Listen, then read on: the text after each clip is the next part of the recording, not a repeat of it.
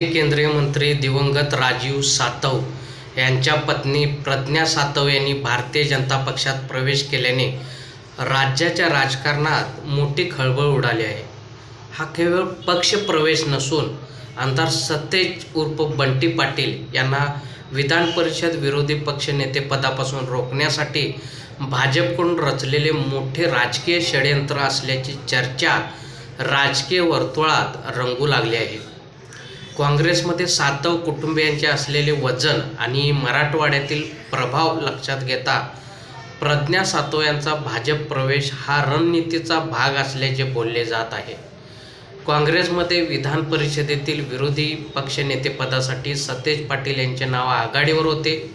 त्यांच्या वाढत्या प्रभावाला आळा घालण्यासाठी भाजपने काँग्रेसमधील अंतर्गत समीकरणे बदलण्याचा प्रयत्न केल्याचा आरोप केला जात आहे. राजकीय विश्लेषकांच्या मते प्रज्ञा सातव यांचा भाजप प्रवेश झाल्याने काँग्रेसमध्ये नेतृत्वाबाबत नवी चुरस निर्माण होण्याची शक्यता आहे.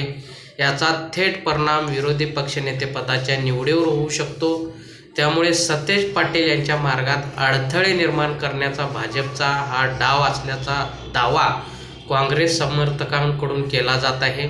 दरम्यान भाजपकडून मात्र हे आरोप फेटाळण्यात आले असून हा प्रवेश विकासाच्या राजकारणावर विश्वास ठेवून झाल्याचे सांगण्यात येत आहे.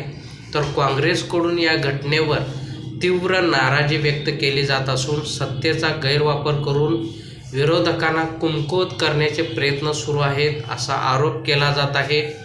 एकूणच प्रज्ञा सातव यांचा भाजप प्रवेश हा केवळ पक्षांतर न राहता विधान परिषदेतल्या सत्ता समीकरणावर प्रभाव टाकणारी महत्त्वाची राजकीय खेळी ठरणार का, याकडे आता राज्याचे लक्ष लागले आहे. मंथन न्यूज कोल्हापूर. यावर तुम्हाला काय वाटते कमेंट बॉक्समध्ये लिहा. चॅनलला सबस्क्राईब केले नसेल तर नक्की सबस्क्राईब करा. जगात भारी कोल्हापुरी.